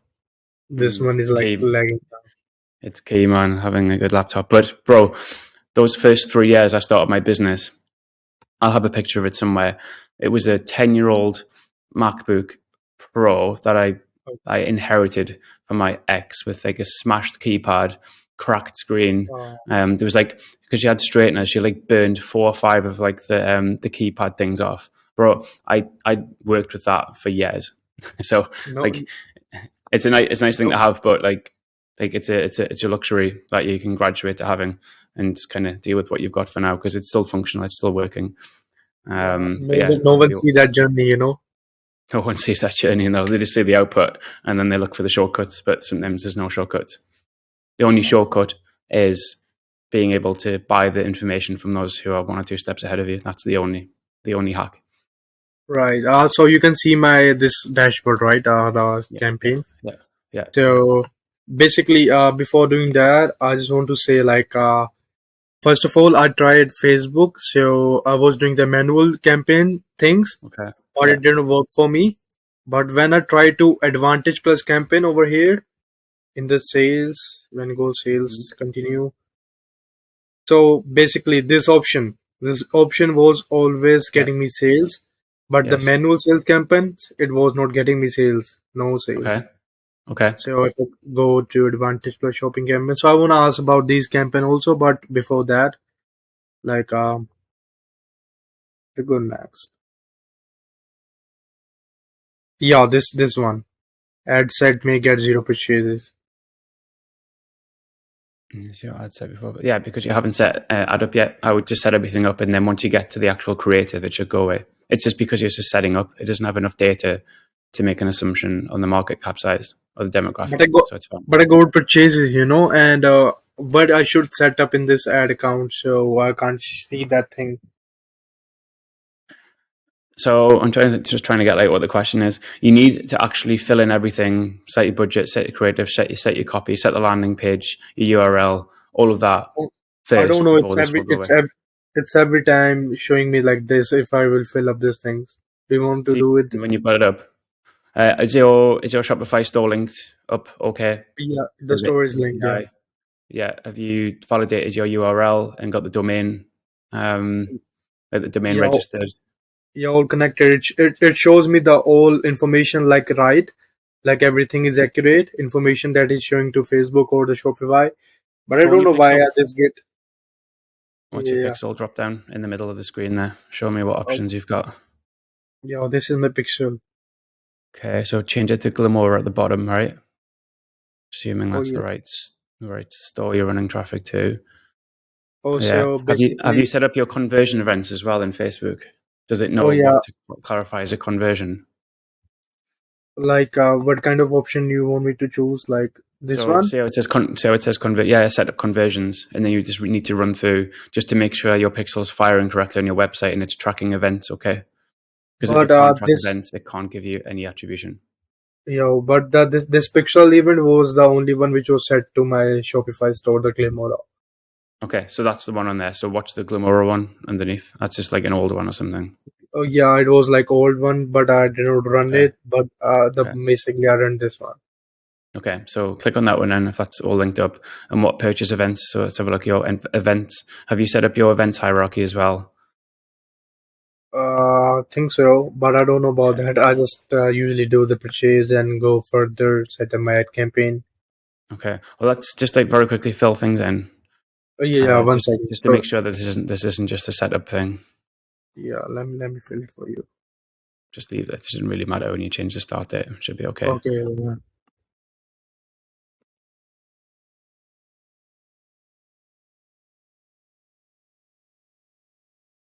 Just like try and skip as much of it as possible and make sure that it'll let you actually set it up. For sure. What do you want me to fill in this, like the ad or something? Yeah. Have you not got nothing stored in your ad account? So if you go Oh to yeah, add yeah, video or add image, I have just so use much some. things.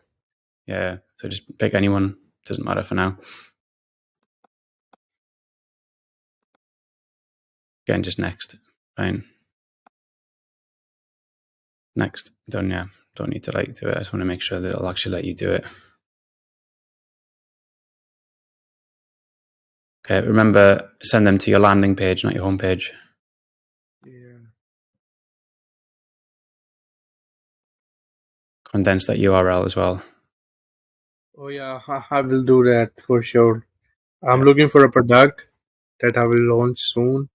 I am doing my strategy work this time, not like launching Fine. anything on the market.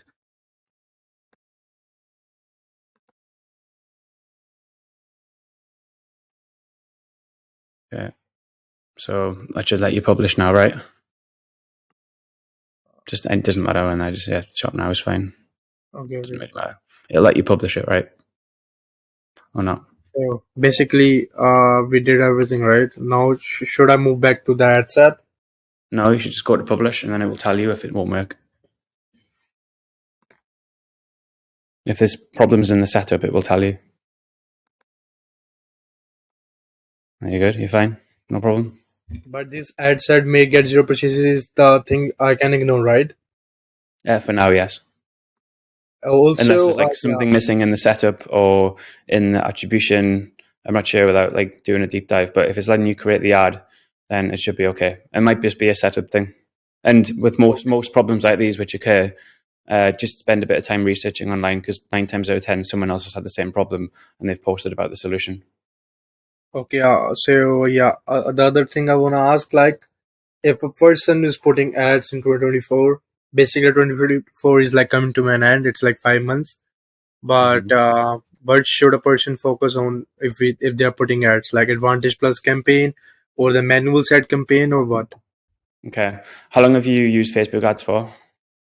So I was using in India and I was getting like really low purchases, like low purchase per cost.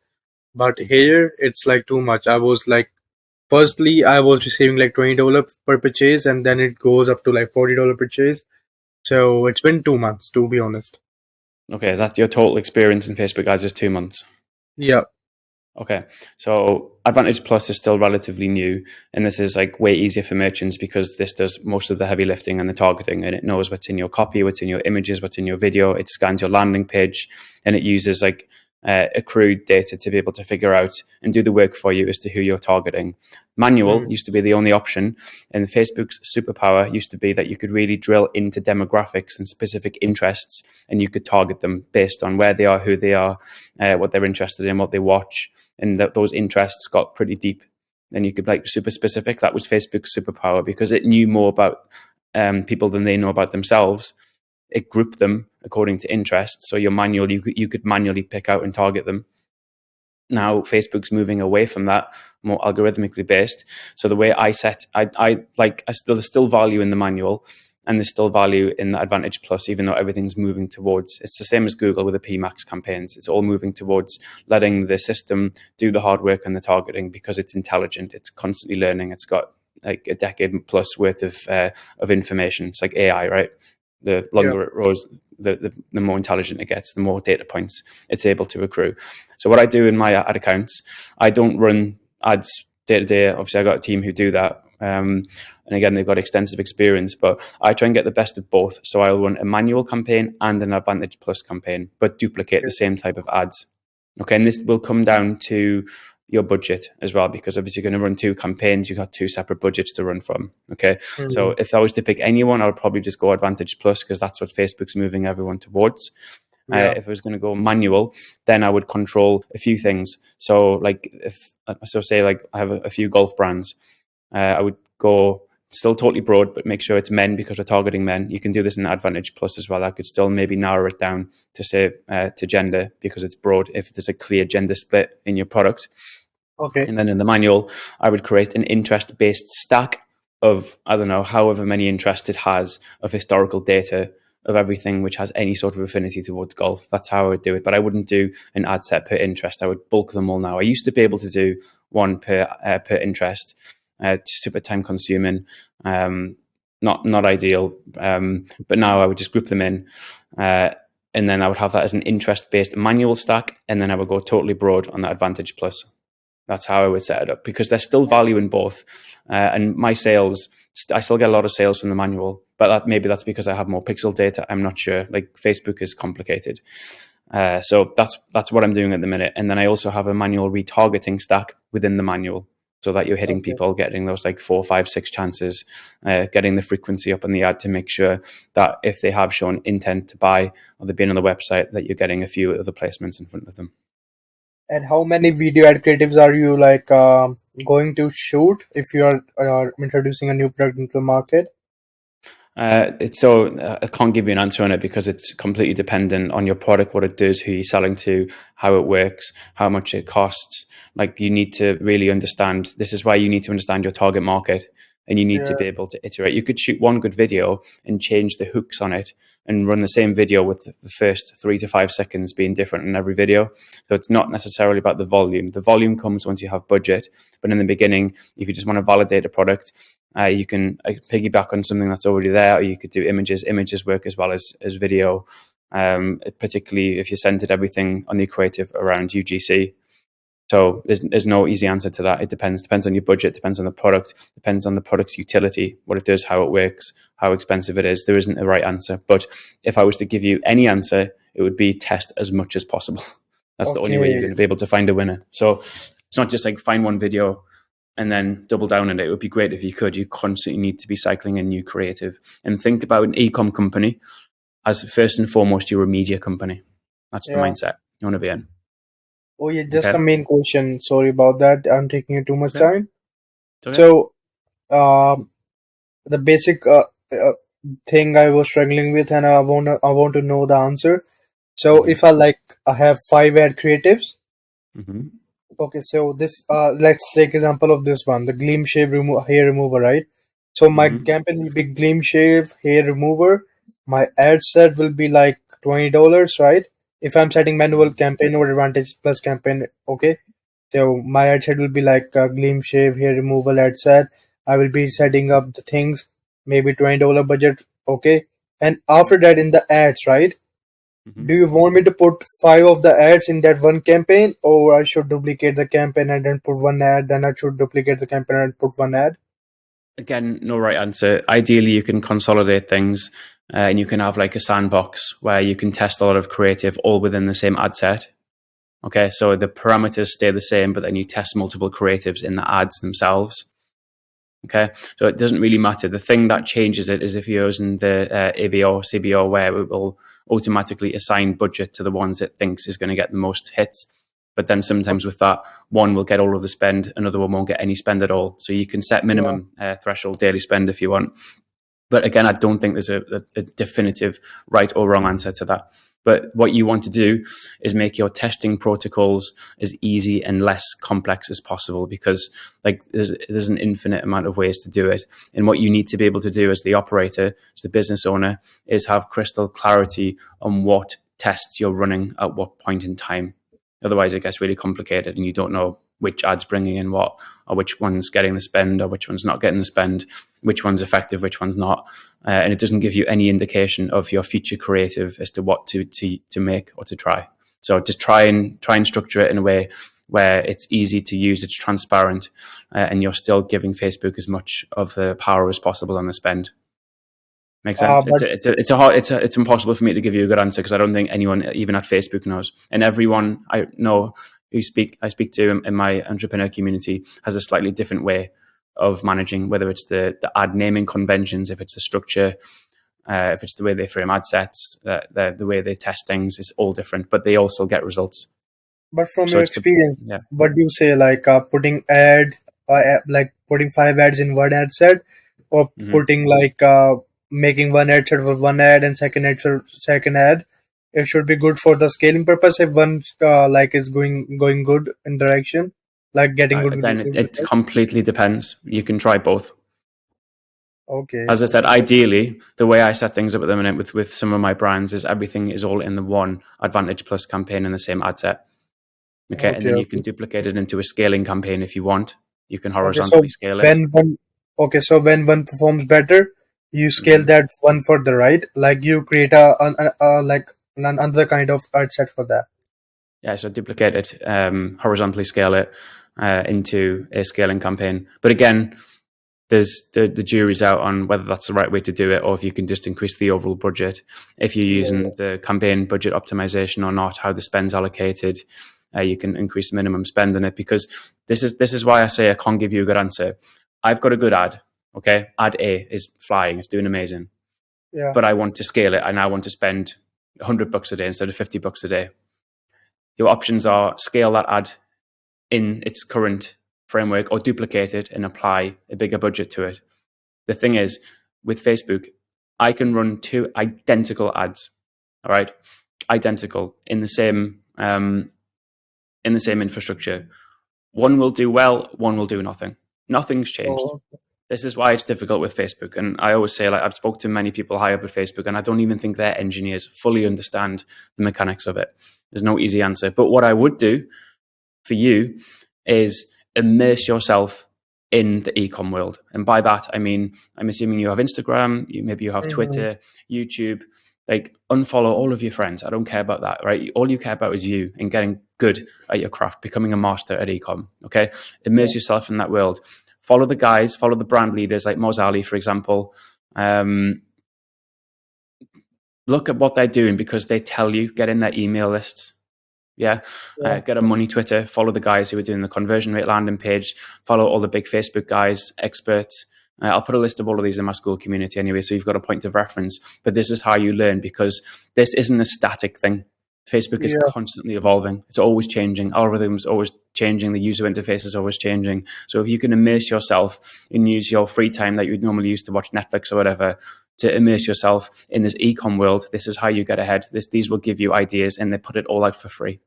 It's just knowing who to follow and making sure they have enough domain level authority that you can actually trust what they're saying, and they can demonstrate it with results.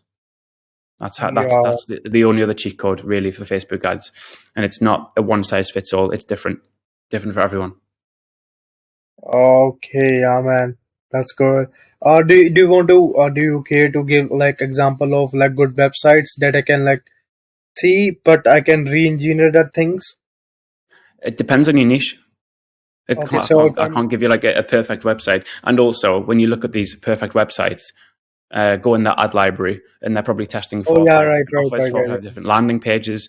This is why you need to be specific to your niche.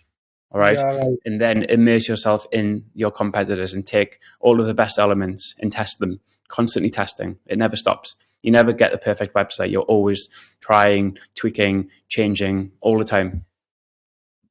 Okay, well, Yeah. yeah, So that was really good. Yeah, go deep on your niche is what I'm trying to say. That's the 80-20 of it. And just it always just comes back to you knowing your customer and having a deep understanding of the benefits of your product, not the features, and understanding the deepest, darkest desires, problems, needs of your consumer. This is the commonality in all of the calls that I do. There's a couple of things. First and foremost, they don't know the consumer. They haven't profiled them. Second of all, they have no email marketing. yeah. And third of all, they're wasting money because they're paying to run traffic to a website landing page, product page that is under optimized. Like Hmm. if you want to get ahead of like 90% of people, just do those three things. And then if you want to Okay. get ahead of 95 or 99% of people, make sure you understand the cash flow Consumer. mechanics of your business as well. Yeah. And the last thing I want to ask, like, what kind of You can stop theme? sharing your screen if you want. Oh yeah. What kind of themes do you want? Like, do you prefer to use different products in one store? Explain that differently. Like, what kind of Shopify free themes do you recommend or do you prefer to use when you are going for like a product testing different products in one store? So Sense? remember with me, I'm different. I don't do drop shipping. I'm not a drop Okay, shipper. okay. Okay, I build brands. I Oh build yeah. scalable brands. And the reason I'm Okay, helping drop shippers is because I want to help them turn their product into a proper brand and something that's scalable, it's sustainable, it's not pump and dump. Okay. So I'm the okay, wrong person to ask for that. okay, Um, Generally with free themes, they're worth everything you pay for them. Okay. If you can buy a more advanced theme with more customization options, probably always going to be better. But again, you're looking for shortcuts. You need to let the Yeah, market dictate what's going to work. Don't like I say the only shortcut you can really get is knowledge. That's the only difference between your current situation and your desired situation is that knowledge in the middle. Okay, like a yeah. different or better theme template is probably not going to make any difference. Well, like what I learned from this session today is that there's a difference between you see the video and you implement it, but Mm-hmm. you see too much videos, you gather the information, and then you check it. Like this one is like usually is like said by everyone, and that's correct. Mm-hmm. So Yeah, maybe making notes is the best thing. Just don't yeah, go blindly to that, no, and then just try understand the and market. yeah, absolutely. Like that is always like the core constituent element is like think like Jeff Bezos level obsession with the consumer. Every Yeah, decision he made, if you ever read his letters to shareholders, which I'd recommend, is a really good read. He has like a crazy obsession on customers and delivering for customers. That's how you get your point of difference. That's how you're able to resonate and talk to them. That's how you're able to satisfy their wants and needs and desires. It's how you're able to solve their problems because your whole brand is about. Like I don't call myself an entrepreneur. I refer to myself as a problemologist. I solve okay. problems at Uh, scale. That's the difference. That's what you get paid for. Yeah. Solving oh yeah, people's problems. And those have problems fall into three categories: time, quality, cost. have you seen these peoples who are starting a new trend, the EU dropshipping and the US dropshipping? What are your thoughts in that thing? Who are they? Tell me. I'll do some research. Okay, so the people, there are so many people who are like tired from the US market, and they're like, it's too much saturated and we can't see success, but they're shifting to EU markets, the European markets, maybe Belgium, Denmark, Germany, and they're seeing Okay. success over there, but they can't Okay. scale their product, but they can like get like money, like maybe they can earning like 30K or something, and then Okay. after product dies or something. Bro, there's are you targeting the US? Oh yeah, always in the US thing, yeah. Okay. So I'm from the UK. Okay. One of our brands, 80% revenue from the US. Okay, The difficulty, again, you're looking for a shortcut. So yeah, I'll give you a short condensed answer. Selling America, the market is huge. It's massive, right? yeah, How many people live in America? You need 0.01% of those, yeah, and you're like a millionaire already. It's way yeah, more than big enough. It's a limiting belief to think that it's saturated. Okay, if you position your product or your service in an appealing way to the right customer, the right time, to the right medium, you will get sales. And this is why I'm saying everyone blames the market, the saturation, the website, or they blame Facebook ads don't work or the product's useless. It's not. It's the marketer. It's the yeah. operator. That's the problem. Okay. Europe, the difficulty with Europe over most other uh, continents is you have 15 different languages. Yeah, Yeah, right. most won't speak. Will want to speak and buy in their mother tongue. So you then have to have subdirectories or subdomains or website translations, which is more overhead. It's more time. It's more effort. It's more resource.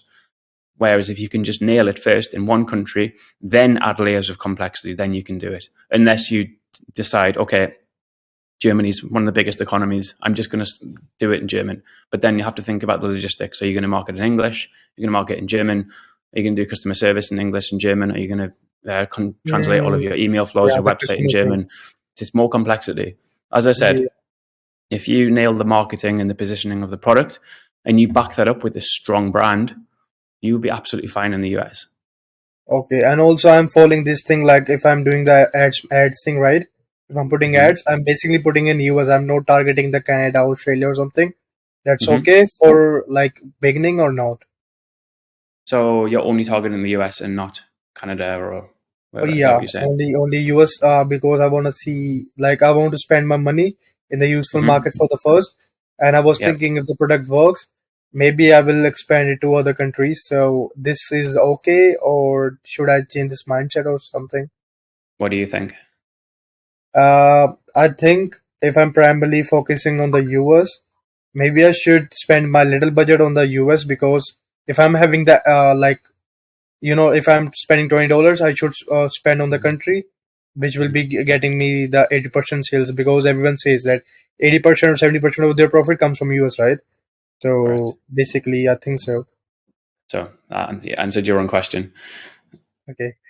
Yeah. Yo, Like most so times, it's just sometimes to have someone to voice it off and just kind of oh hold a bit of yeah, a mirror up and work through it. Again, this is why it's hard as an entrepreneur in the beginning because you don't have anyone to talk to. It's you versus yeah. you. It's you. That's why it's You're hard. talking to yourself all night, Yeah. and you are like Yeah. getting stressed up, and you're getting breakdowns.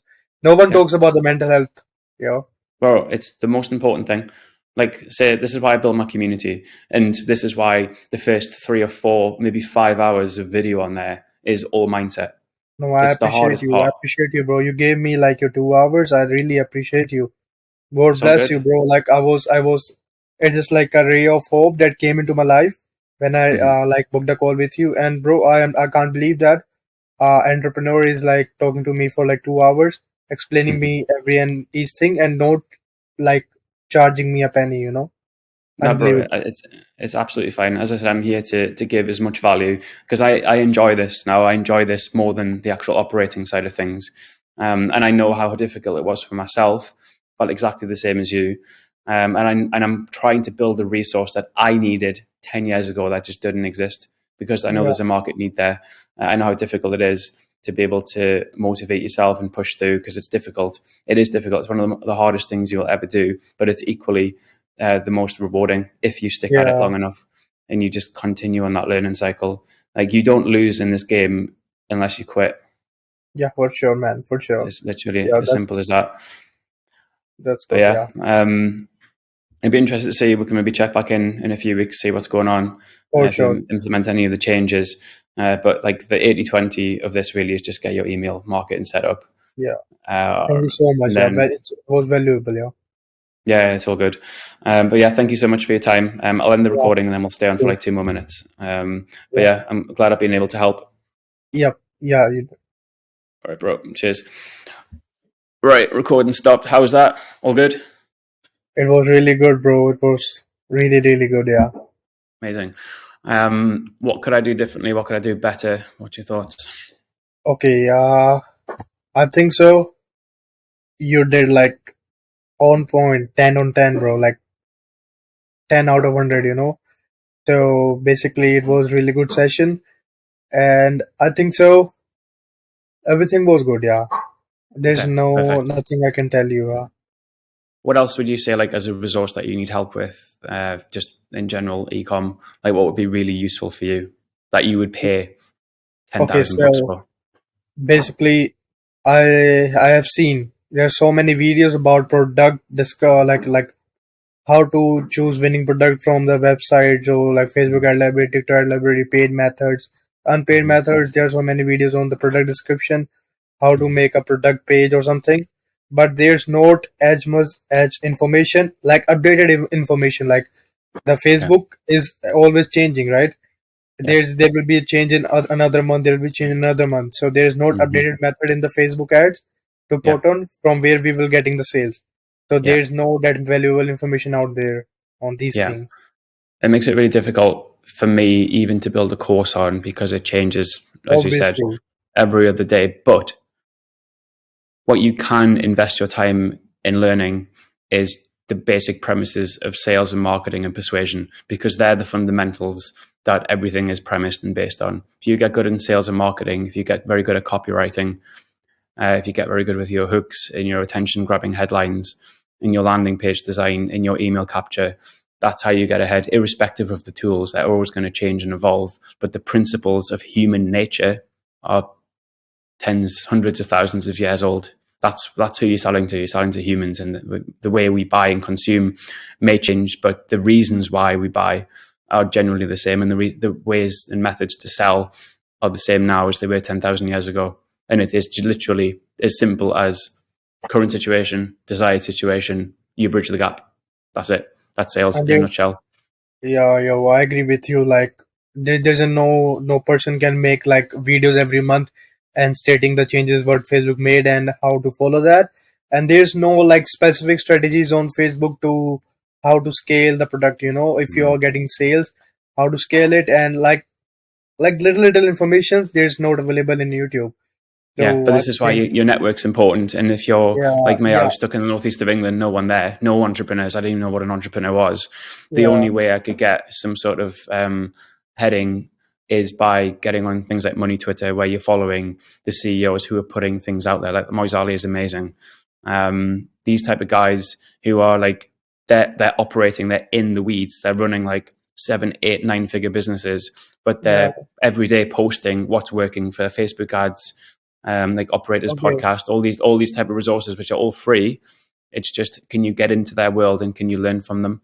It's a good note for me as well, because I'll make a note of all of those who I follow and get value from, because you can just literally follow them for free, follow them on YouTube, and they're putting stuff out there every day that's like super Okay. valuable, really actionable, and they're in the weeds. And if it's working for them, there's a very high likelihood. These are guys paying like agencies 100K a month to test and iterate. They will distill it for you and you can emulate it. For sure. So For sure. that's the only way you can do it.